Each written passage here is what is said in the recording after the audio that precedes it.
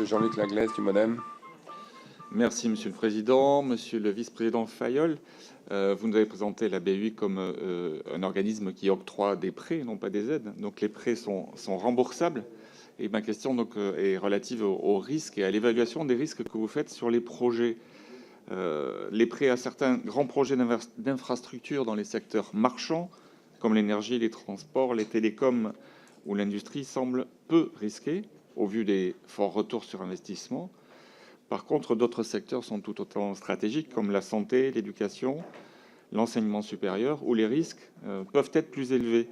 Je prends pour exemple un projet qui a été signé le 7 mars dernier à hauteur de 52 millions d'euros pour accompagner l'Université fédérale de Toulouse pour augmenter ses capacités d'accueil via les surfaces disponibles pour la recherche, qui améliore des conditions d'enseignement, les conditions de travail des chercheurs, et qui met aux normes des bâtiments en termes d'efficacité énergétique, de sécurité incendie et d'accessibilité. Ce type de projet est évidemment indispensable pour nos territoires et pour améliorer les services aux citoyens. Mais comment la banque évalue-t-elle le risque d'endettement des structures publiques et comment accompagne-t-elle les établissements publics et les collectivités territoriales pour éviter des dérives dans l'emprunt? Deuxième question, je ne saurais pas ne pas la poser. Est-ce que vous avez, puisque je suis représentant d'Occitanie, que vous avez parlé 2 ou 3 fois d'Occitanie, qui est une région qui vous tient visiblement à cœur, est-ce que vous avez été abordé pour le financement du prolongement de la ligne TGV de Bordeaux jusqu'à Toulouse? Merci.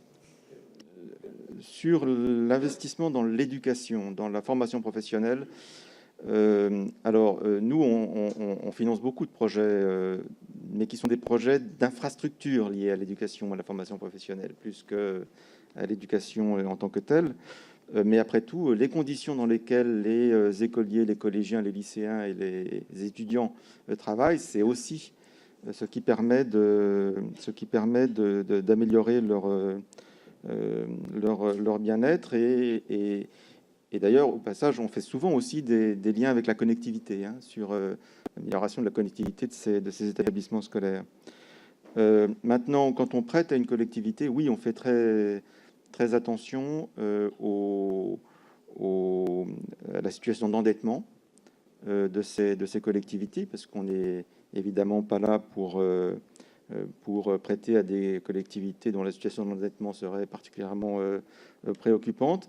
On a financé, par exemple, un certain nombre de collèges, de rénovation de collèges en France. Donc, on a financé des conseils départementaux. Mais effectivement, les départements que nous avons financés sont des départements dont la situation d'endettement est considérée par notre département des risques comme correcte et saine. Sur Bordeaux-Toulouse, écoutez, moi j'ai rencontré Madame Delga il y a quelques semaines et oui, elle m'a parlé du projet Bordeaux-Toulouse.